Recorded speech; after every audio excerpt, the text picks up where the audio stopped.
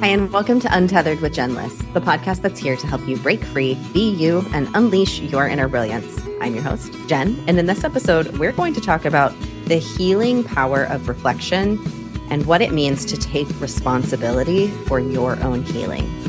Let's dive in.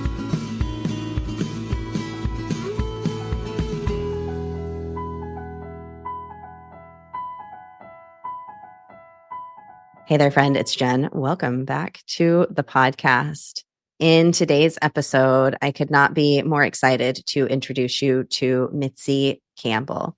So Mitzi is someone who I have met along my own journey. I've met the most incredible humans. And in fact, at the end of this conversation, she and I were like, can you even imagine if we had not said a single yes that had led to the two of us connecting? And all of the other amazing and magical humans who we have connected with because of a single vote of yes that may or may not have made any sense to us in the moment, but we just simply said yes to it because we knew. There was some knowing, and we could have talked ourselves out of it, and we didn't. For whatever reason, we were like, I don't know why I'm saying yes to this, but I'm saying yes to this. And now she and I have connected down the road on this journey. And I can say that of so many people. Many of the people who you hear on this podcast are very similar. And one person said to me once, how is it that you have met so many cool people? Like, where do you meet these people on your podcast? And it just happens as you continue to move forward, which is a lot of what we talk about in this conversation with her. So Mitzi is a transformational teacher. She's a coach. She's a trauma-informed coach. And she has worked in education for many years. You're going to get to hear her story today. But what she does is to help people extract the powerful lessons from their past so that you can transmute trauma, so you can stop blocking the amazing life you deserve, live as your highest self right now, not someday in the future, but right now, and set yourself up for the future of your dreams. She is a spectacular person who has a really wild story of what has led her along this path. So without further ado, I welcome the amazing Mitzi Campbell. Hi, Mitzi. Hi. Hi, everyone.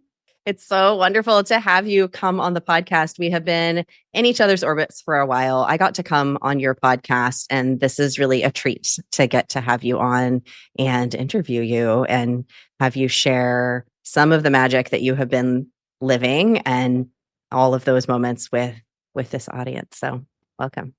Thank you. I'm so thrilled to be here. I was looking forward to this so much. So let's dig in. Hey. Yes, let's dig in. We were just actually, before we even officially dug in, we started to have a conversation about our brain and how our mind seems to have minds within the mind, and how all of the conversations that can be happening in our minds. We're recording this right after Christmas, and so many feels that can come up at the holidays that we all experience. And then we have this tendency to judge those feelings or to create stories around those feelings. And I myself had a lot of that this holiday season, being far away from family and all of the things. Like, even as I was enjoying myself, I had this voice that came up and said, you shouldn't be enjoying yourself. and vice versa. So Yes.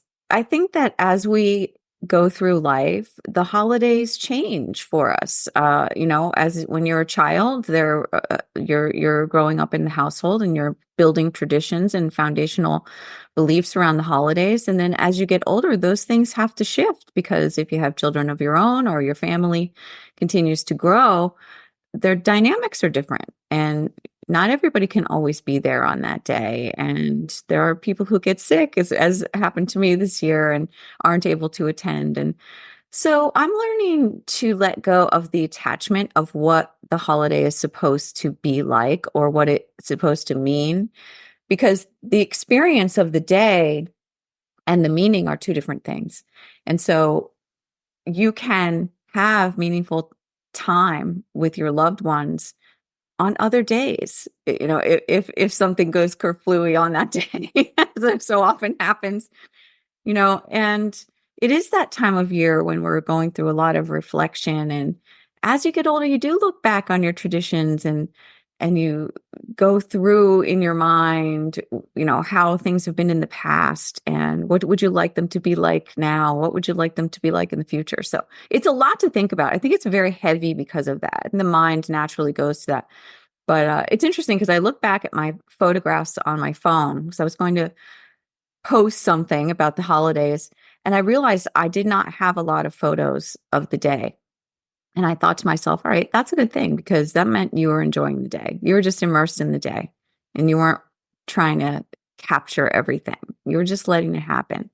And so I'm trying to cultivate that in my thoughts around this time of year as well, not to be attached to any particular outcome or way that it's supposed to be, but rather to just let it happen, to be in the process and to kind of let myself be more in a flow and allow things to be as they are rather than trying to force or push. So that's kind of one of my things I'm thinking about for the new year as well. Less push, more inviting in, more allowing. Yeah, I mean, that's like a microcosm of this greater thing. When I think the holidays are a beautiful time of reflection, it's so cool that it's right at the end of the year because we start to think forward and we have all of these big experiences and it raises a lot for us. We also happen to have a full moon right at the end of it. And so then Oh, moving yes. into it, it's like there's been so much revealed. And so we start to think moving forward. I think, Mitzi, this is such a good transition into your story and everything that has been shifting for you, because what you said about as we get older, we start to look at things and we might recognize things that need to change or already have changed or we can let go of. And that's hard. Like that's just straight up freaking hard. I've talked to tons of people on this podcast. I talk to tons of people out in the world, and change is hard. And yet you have made a pretty big life change. So, what is it that has supported you in that change? And maybe if there's anything that you want to tell your audience about that story that has brought you to this point today that you're at right now, where you're willing to let go and embrace the change. Yeah. Well, first of all, it isn't easy. It is hard. I still struggle with it, the letting go part, because I am a person who has traditionally, I'm an oldest child. So I am traditionally the type A person who's always trying to be in control. So it's been a lifetime exercise in learning to be less attached to outcomes and less, allow more rather than control. But that doesn't mean that you don't have goals. It doesn't mean that you don't have visions. It doesn't mean that you don't um, take responsibility, because that is the key, taking responsibility for your life, 100% responsibility. And, I think that the thing that we don't realize a lot of the time in our lives is that we have choices. And I think it's true. There are definitely people across the world who don't have as many choices, but we do here and where we live in the United States and in many other places in the world. And so when we grow up and we're small, we don't realize that this is going to happen later on. When you're little, you don't have choices about how your life is going to be. And so when you grow up, you have this set of beliefs, and oftentimes these are limiting.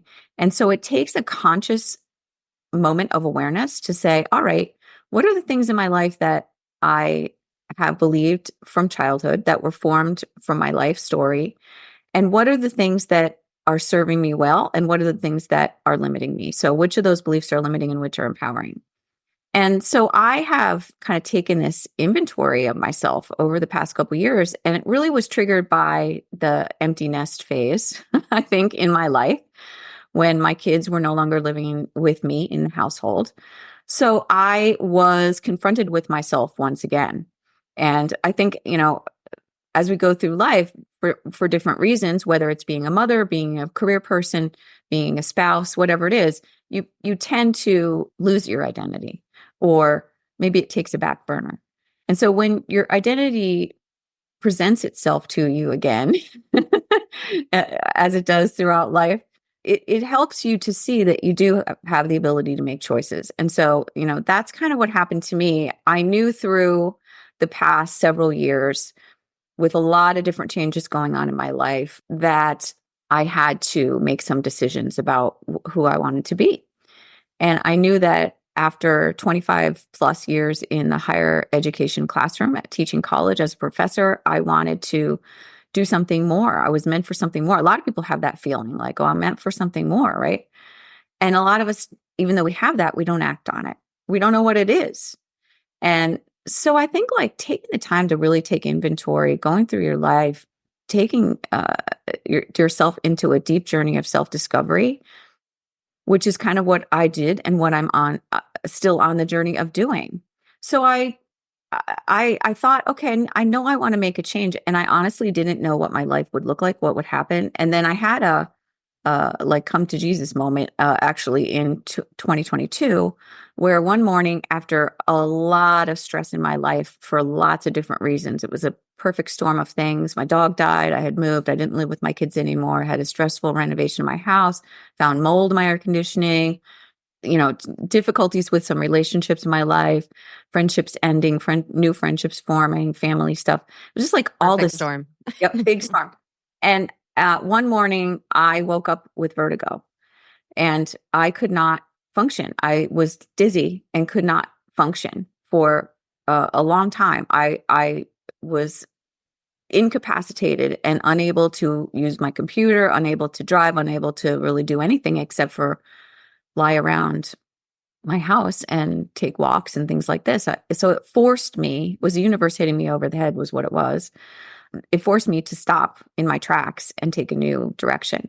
So when that happened to me, and it's kind of a whole story about discovering what caused it, which I still don't know, but discovering how to heal from it, which I have discovered and I'm still in the process of doing. But the only thing I could do was listen to stuff. I couldn't use my eyes to look at screens or because it would make me dizzy. And so I somehow came across the course from Kathy Heller to learn how to do a podcast. And I said, all right, well, I'm not going to lay here and do nothing. Like I can't just lay down and die. I'm going to listen to this course and learn something while I'm in this phase. And so I learned how to create a podcast. And it's something I had always been curious about and I wanted to do. And this was just the universe saying, it's time. This is the time. And so I did it. I started the podcast in 2022.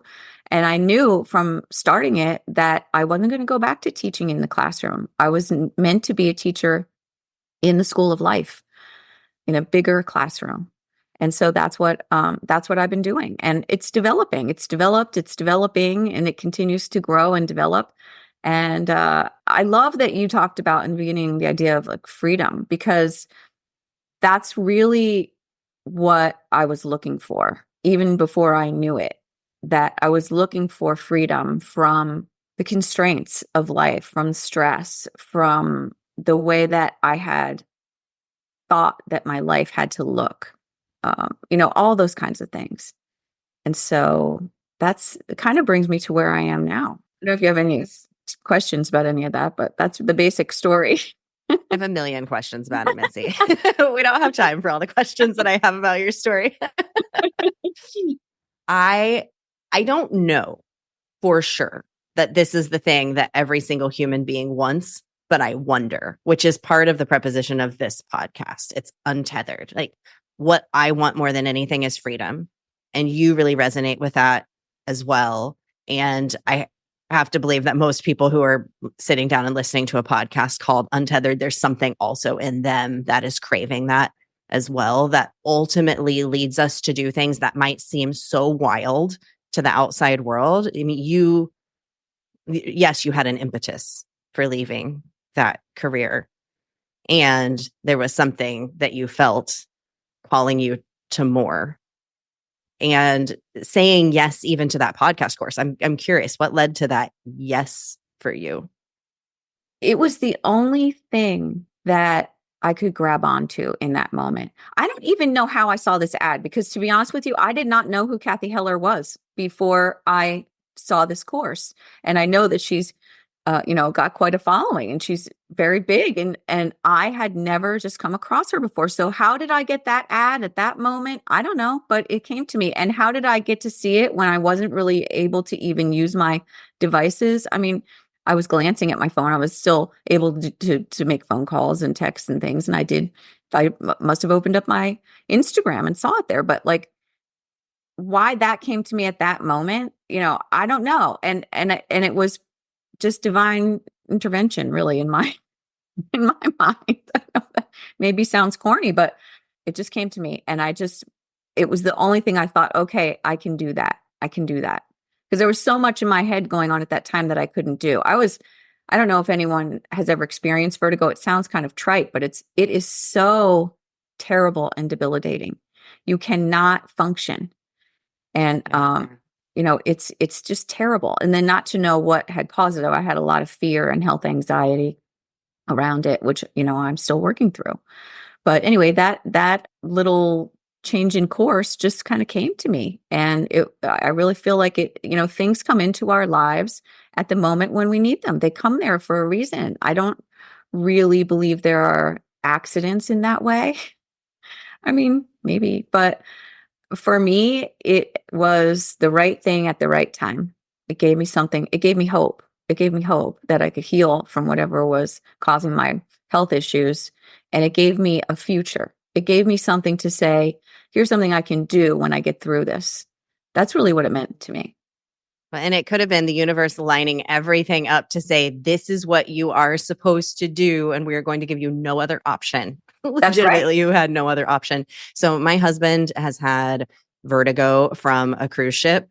So the waves, the stabilizers were broken on a cruise ship that we were on once. And we had 20-foot waves, 25-foot waves that night. And he was green. I've never seen somebody physically what you see in a cartoon where somebody's throwing up over the side and they're green. And he had that vertigo for a while afterward. I can't imagine living with it every day. And Mitzi, I also want to underscore the courage that it took for you to, in that moment, you could have just laid there feeling so sorry for yourself. And maybe you did to some extent. I did. That's just so human. Figured you were willing to admit that. Oh, I cried quite a lot. But you also said yes to something that was this whole new avenue, and to say, I'm going to take this class and just be a listener. I totally forgot about that. I remember you being there. But it goes back to, like, it makes me think of the Viktor Frankl book, Man's Search for Meaning. We need meaning. We need hope. We need meaning. We need that. And that is, I think my brain knew that I needed that was going to be the first step in my healing. And so the idea that I had, there was really literally nothing else I could do. That is very true, that I could see, at that moment. And it was the only thing that was presented to me as a choice. So I took it. It's funny. It's like the spiritual questions of, do you believe there's a higher power? And there's the guy, who's lost on a desert island. And there's the philosophical question of, do you believe in, the spiritual realm, a higher power, God? And he's wishing for to get rescued or to leave. And, different things come along for him that he could use. Well, I sent you the wood to build a boat. I sent you, this or that to get off the island, and you didn't take it. I don't remember the whole story. I'm butchering it, but you know what I'm talking about. The idea that things come to us in a form that we might not recognize. And it's our job to walk through the door. It's our job to take it when it's handed to us. Like, it's our job. It's a two-way street. It's a two-way flow of energy. Yeah. And sometimes we're not ready for it the first time that it appears. And so it swings, I believe, personally, these things will swing back around and around and around, and maybe take a little bit of a different form. And then maybe eventually we weren't listening enough that it comes in some weird way, maybe or maybe not. That's what happened to you. But so true. No, I believe that too. Yeah. Well, let's talk about what it is that you do, because you've long dealt in words and storytelling. You were a professor at a university, and today you are supporting people in telling their stories and seeing the lessons. Is that correct? I'm curious to hear what it is that you do and why you think it's so powerful, so that the listeners can understand why this might be meaningful to them as well.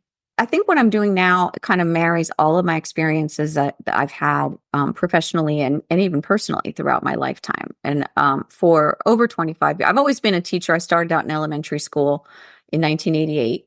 And then What somewhere grade? around, What grade did yeah, you teach? I taught first grade, second grade, third grade, primarily. Yes. And I loved that. But then when I got a master's degree in psychology, and then I knew I wanted to start teaching college. When I started to have children, it was a way for me to go back into teaching without having to work full time. So when my kids were little, so that's what I did. I worked as a professor part time, and then I just continued doing it. And it was always in writing, composition, English genre, my higher education, and also bringing in the psychology. And I also worked a lot in the arts. I have a huge background in the nonprofit world in an arts organization where I was on the board for over 12 years. So I like all of those parts of me, and I put them all together, into this podcast because you have to have a lot of creativity. But I think the biggest thing that drove the theme of my podcast, which is life stories and showing that ordinary people are extraordinary and that we all have these stories that connect us. We could see ourselves in others. And I wanted for us to be able to do that because we've lost that ability, like in a lot of ways, that we have so much turmoil in the world and so much division. And, and it's always been, but it just seems to be more noticeable over the past several years. And it just keeps getting amplified, it feels like. So I wanted people to see one another rather than seeing our differences. I wanted people to be able to see how we are alike because we are one. We are really all one fractalized set of beings, from some mysterious origin.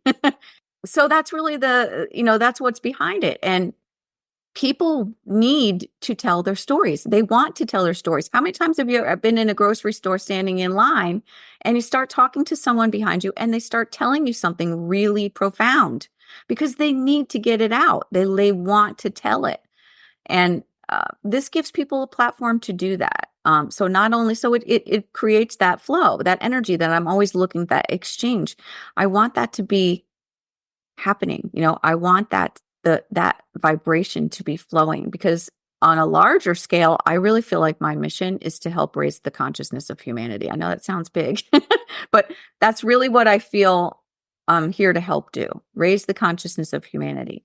And in a lot of ways, I felt it getting squashed over the past few years, like really getting squashed or, feeling the heaviness of stuff. Yeah, that's kind of how I started.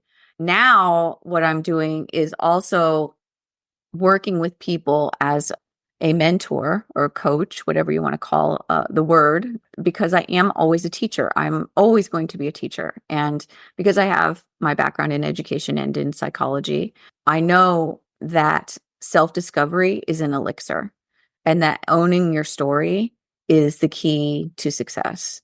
And even the bad parts, even the scary parts, even the parts you're ashamed of, owning it and taking that 100% responsibility for your life, even though we're not responsible for things that happen to us, we have to be responsible for them after they happened. Because if we're not, you're just going to live, your life either in blame or in shame or in some other unhealthy state of mind. And so I think like everything that I do now, I want to contribute to uplifting, helping shine a light on the dark places, helping people to see their blind spots, helping people to see that they can connect the dots, but only if they're able to uncover them and to see those invisible dots, the things that we don't even know we're carrying or that are a part of us, And it goes back to what I said earlier about the idea that we grow up having somebody else make all of our choices for us. And then when we get to the point of, discovery, the age of discovery where we can do that, we just don't, because it's like the elephant on a string. If you put an elephant on a little string as a baby and train it in that little area, it doesn't realize when it gets to be big and strong that all it has to do is jerk its leg a little bit harder and it can be free. It's kind of, how we are.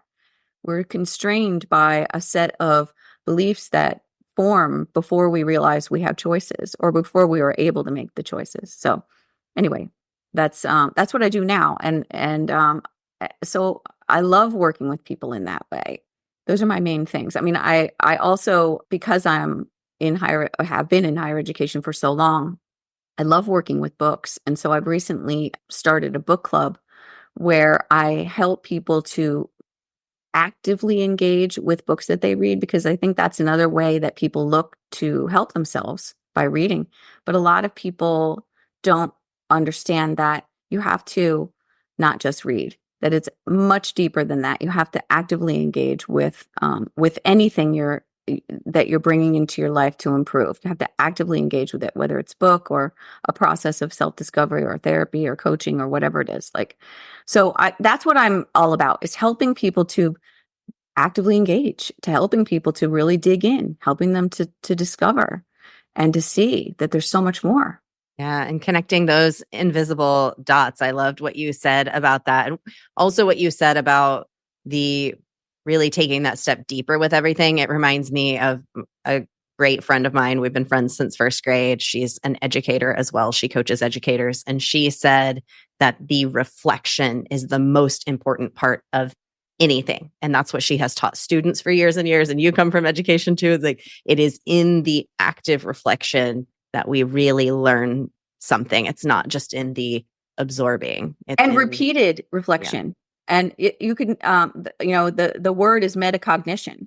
So thinking about your thinking about what's in your mind, not just going along, letting the wave take you, but being a participant, in it. And that's so true. I mean, it is all about awareness. Self-awareness, I think, really is the golden ticket to Yeah. everything. This is so juicy. This gets me really excited, what you just said here, because a huge reason that I was like, Mitzi, please come on the podcast. You're in the midst of this transformation. And at the same time, you're creating things and you're putting things out there. You are doing this active reflection that we're talking about by putting an offer out there and seeing what happens. The book club that you started is such a beautiful example of that. And you're also simultaneously reflecting and seeing what are the skills, what are the things that I have loved and enjoyed throughout my life, through your professorship as a mom, as a human, and you're looking at all of this and you're finding new ways to try things in the podcast and the coaching and the mentorship, whatever it is that you're doing. So can you just share for anybody who we get really stuck in lots of things, but we get really stuck when it comes to, I'm trying to figure it out. I don't know what I want to do. And you're moving through, we all are always, but I feel like it's really active right now in what you said about the book club and some of the things I saw just even the other day, you put a post that said, what if I do this thing on Saturday? Would anybody be interested?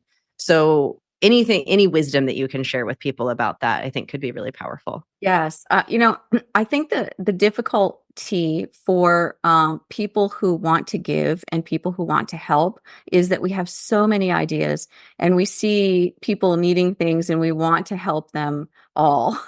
No, and that is definitely a problem of mine. But I feel like as I'm evolving, I'm letting myself see what feels good to me and what fits with my natural talents and also where I want to go. So you have your things that you've always done and things you're really good at, but then you also have the things you want to do, the things that you would like to add to your repertoire. So I have noticed in all that I'm learning about how to do a podcast and be an entrepreneur and to be a coach and all of that, I'm learning that there are technical things that people need, technical help like that people need. And people who are just getting started, like the thing that I was thinking about doing was making an ebook. So, and I did a little course on how to create a course, which worked really well. And people were really looking for it. So I feel like teaching those practical things for me is so natural and so easy. But where I really want to be is like helping people at a deeper level. And I think a lot of us struggle with that. I think a lot of us have that. But I think that what you do is you go for it. You take something. I feel like if there's something that's on your heart to do, then that means it's your responsibility to put it out there. There's someone who needs it. And so picking your niche, which is what they tell you to do. Whoever that is. I know. Pick your niche. And yes, that's true. You do want to be known for something. If you're trying to make a splash in a particular arena in life, whatever it is, you do want to concentrate in that particular thing. But if you can see that people can be helped by something that you know how to do, then why not put it out there? I mean, if you can help and people are needing it and you see they're connecting with you, that's a sign. So I think that you have to follow your heart when you're making decisions like that. And I do think for myself, that is one of the things that I want to focus on, because I tend to be a person who just gets up in the morning. I do a few things in my morning routine, but then I go boom, right into it. And I start on my computer. I'm working, working, working. And I'm doing that probably most days until I go to bed. I'll stop for dinner, and I don't usually take a lot of time for myself. But I think in 2024, one of my focuses is going to be take at least an hour in the evening to reflect back and to make a list of introspective notes, like what's working for me now? What do I need to work on? What do I want to focus on? What can I do that I'm not doing? Any questions like that, like reflective questions, because you have to stop to be able to do that. And a lot of us, when we're in the building phase, we don't want to stop. We're just so excited about what we're trying to give. That's a focus for me, going back in and doing the reflection, because I do tend to want to do everything for everyone all the time. Yeah. And we can get so caught up in that. You will burn yourself out. Yeah, you will burn yourself out fast. For sure. I love the theme of this conversation of reflection. One of the things that I have started doing every evening, this question, just to add it on top of those amazing questions that you posed, is what did I learn today? I am surprised almost every single time at what I realize I have learned. Oh, yeah. And then if you can just flip back through all of those reflections, if you keep a reflection journal of some sort, here's another offer you can create. Are you making one? I have one. It's probably no surprise. It was one of the first things I made when you're first starting out, when I moved from academia to entrepreneurship. So academia, you're working underneath somebody else's umbrella. You don't have to worry about all that stuff. You're working for an institution. But then when you go out on your own, you're not working for anyone else anymore. You're responsible for everything. So I'm like, okay, what can I put out there for people to begin, to show what I'm all about, or what can they consume that I produce? What can I give? And so I created a journal, and it's the Blessings Journal. So, and the whole journal is just writing down your blessings and your lessons from each day. And that's basically like what you said, what you learn. So every day you learn something, even if it's something little like this. For example, just last night, I finally exchanged Christmas gifts with my boyfriend, and he got me this little plastic stick and I didn't know what it was. Well, it's an orange peeler. I never had an orange peeler before. So I learned those with the little hook on it. It's like a little hook. I was like, is this a crochet hook? No, it's not, because it doesn't. Basically. I know it looks like one, but it wasn't. And I'm like, what is this? And he's like, it's an orange peeler. So I learned, at 58 years old, what an orange peeler looks like. Do you know what I love? Have you peeled an orange with it? This is so off topic, but really important. There's this thing that happens when you poke it into the orange, and there's this little spritz of the orange, which happens anytime you cut into an orange, but in particular with those orange peelers, there's a real good one. So pay attention to the little spritz. It's so fun. Oh, I feel like that's such a metaphor. The little spritz that happens when you jump into something new. Ooh, I love that. I love that. Of course you have this journal, and I can't wait for the Blessings Journal to be on Good Morning America for everybody to be talking about this, because what you're sharing is it's gratitude and what you learned every day, and how powerful are those two things paired together. Yeah. And then what I have in there as well is every quarter, there's a little section to reflect. So to go back in for the quarter, that 3 months, and look through, okay, what are all the things that I learned? What were all the things I was grateful for over the past, 12 weeks or so? or their patterns, because that's what we also need to do in that introspection. What are the patterns? What are the themes? Because that goes back to like what we were saying, is like the universe is going to be giving me clues, and how will I know what they are? You know what they are because you have to think about it. You have to go in and reflect and see if you can identify the themes and the patterns. So Yeah. anyway, yes. So powerful. So powerful. And also, I know a thing that you talked about, elevating the consciousness and, speaking to the idea of positivity. When you go back and you look at all of those lessons and the blessings that you have in that you've gained over these past weeks, there's such an undercurrent of positive reflection that is happening there too, because you're pulling out all of these things. And even if some of those lessons felt harder overall, this is my own noticing, is that overall there is a very positive cadence to those lessons that I have learned. Yes, but that's because you have a growth mindset. So that's why you're able to see that. That's the book we're reading in my book club right now. It is Mindset by Carol Dweck.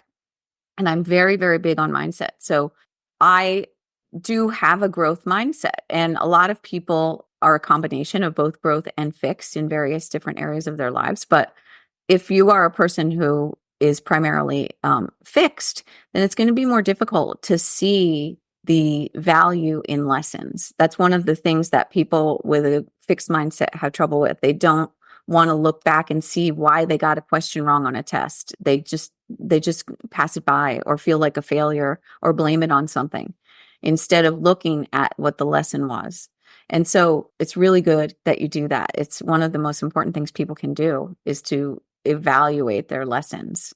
Well, and for anyone who, first of all, that book has been brought up so many times on this podcast. If you haven't read it yet, go join Mitzi's book club. I think it's a foundation. That's why when I first started, I used that as the first book, because it's really the foundation, really, for just about everything. It really opens up your mind and makes you think back even to just going back to school, to your elementary school days. How did I approach taking a test? Because girl, fixed mindset through and through almost my entire life. So for anyone who's like, as you read that book, you think, dear God, I have the most fixed mindset. Guess what? Good news. You can create a growth mindset. You can have a more growth. The brain is plastic, which is what that whole book is about. Yep. You can change. Yes, you can. Yes, you can. And just the awareness of that, it goes back to, again, why I think self-reflection, self-awareness, self-discovery are the keys. And I think that is the elixir to living a fulfilling life. Powerful. So powerful. I want to dig into one last thing before I ask you my final question. So this is the Christmas Eve of my question, which is, you talked about taking responsibility for your life. What exactly do you mean by that? If somebody's like, okay, what does that really mean for me to take responsibility? What does it mean to you? Well, what it means to me is that no matter how a circumstance has come about, whether or not it was my doing or my quote fault, that something has come about, I have to decide how to proceed and what I'm going to do as a result, how I'm going to take any circumstance and extract the lessons and decide whether that incidence is going to propel me into growth and move me forward, or whether I'm going to let it hold me back. If we don't take responsibility for our lives, then we run the risk of falling into victim mode. And when you fall into victim mode, growth is not possible. And so it really is all about knowing that wherever you are right now is just a starting point for where you're going to be next. And that your skills are always evolving and growing. They're able to do that. Like, that comes back to that book. It's like, your skill set, your life circumstances, your identity, it's not fixed. It's never fixed. Everything is always changing all the time. And just look at any form of life. Like, our lives are long, So we tend to forget that. But if you look at something like a butterfly, and how quickly it moves through the stages of life, or a tree, and how you can see that it moves through the stages of life much more quickly than a human being does. And so we are the only beings that have the ability to take that kind of responsibility for our lives. I mean, some animals probably come close, but like that is why we are so resilient. And that is why we are survivors. And that is why we are so unique and miraculous, in the kingdom of living things. Like, so taking responsibility means that you can make meaning and be fulfilled. If you aren't a person who's willing to take responsibility for your life, it's going to be very difficult for you to find those basic things like purpose and meaning and fulfillment and contentment. I don't know anyone personally who has a victim mentality who is happy. I don't know anyone who has a victim mentality who is successful. I don't know anyone who has a victim mentality that is growing. And and a lot of times that can actually lead to other more serious problems like illness, because you're keeping yourself down. And so taking responsibility for your life, even if something really horrible happened to you, you can always find something positive and make something positive out of something difficult. Because because something's been difficult does not mean that it's been negative.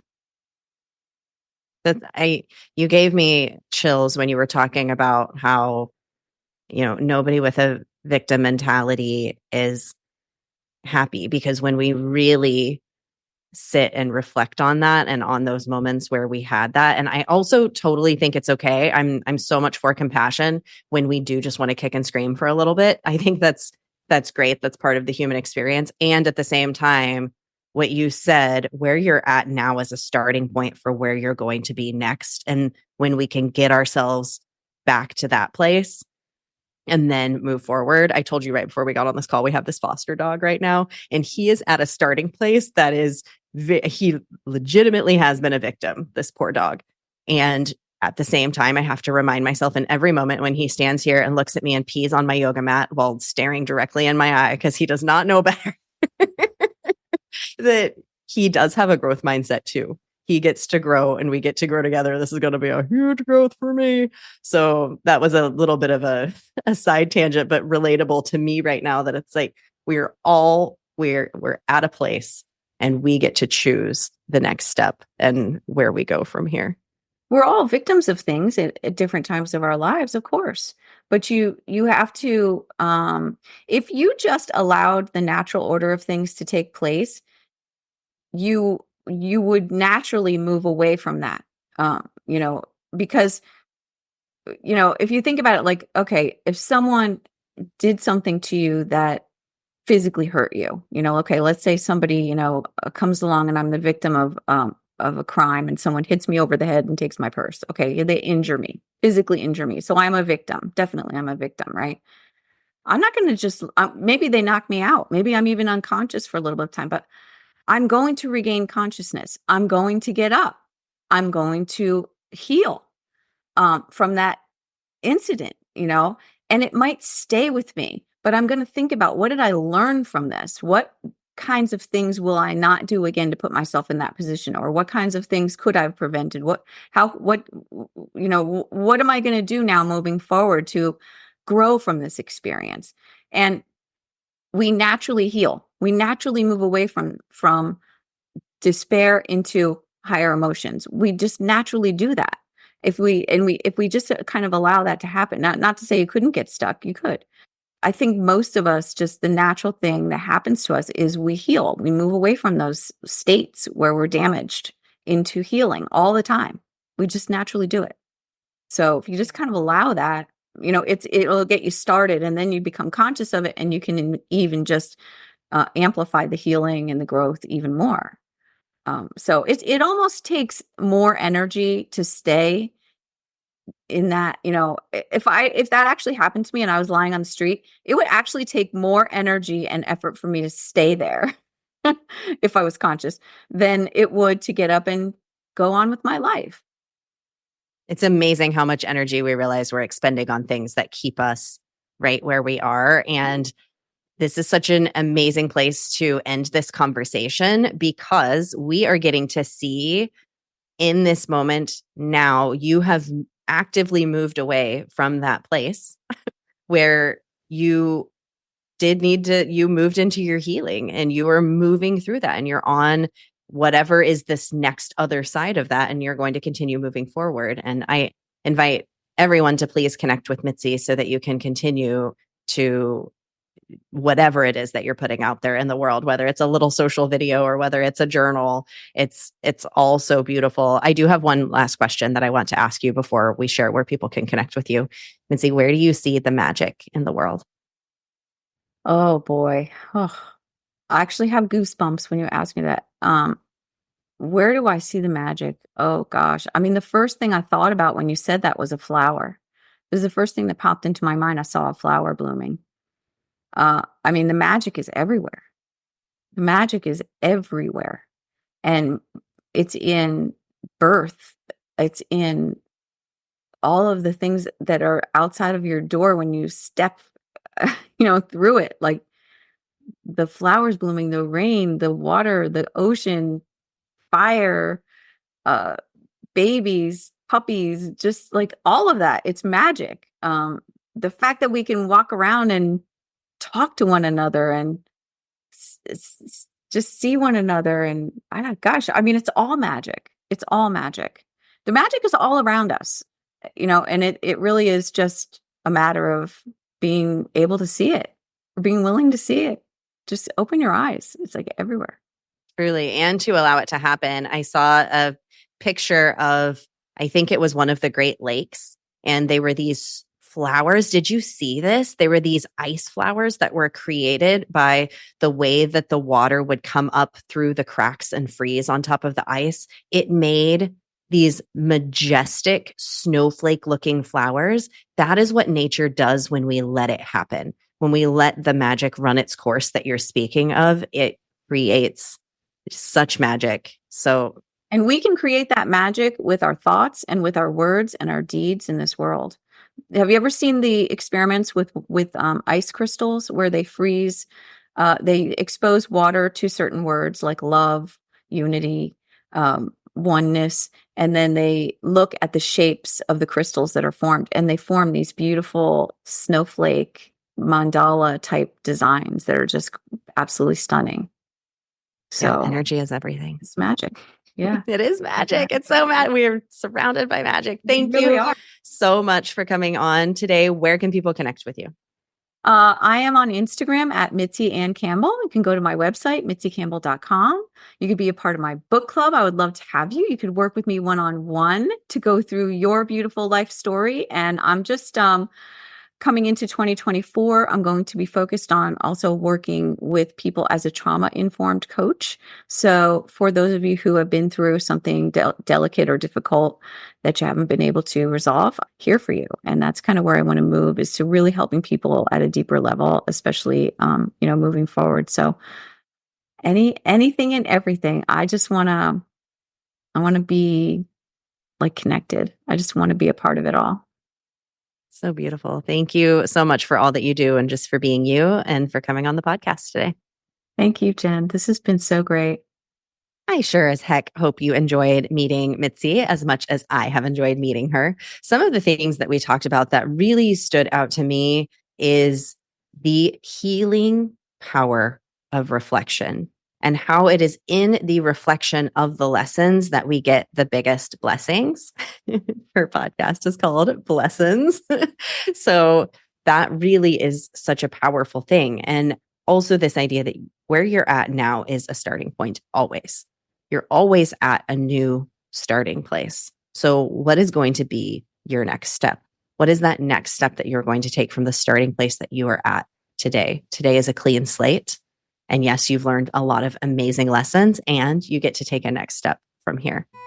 Thank you so much for listening to this episode. Stay tuned for Thursday, where I will thread out a little something from this for Thursday thread and share a little bit of breath at the end of that episode. So stay tuned for that, and I will catch you then.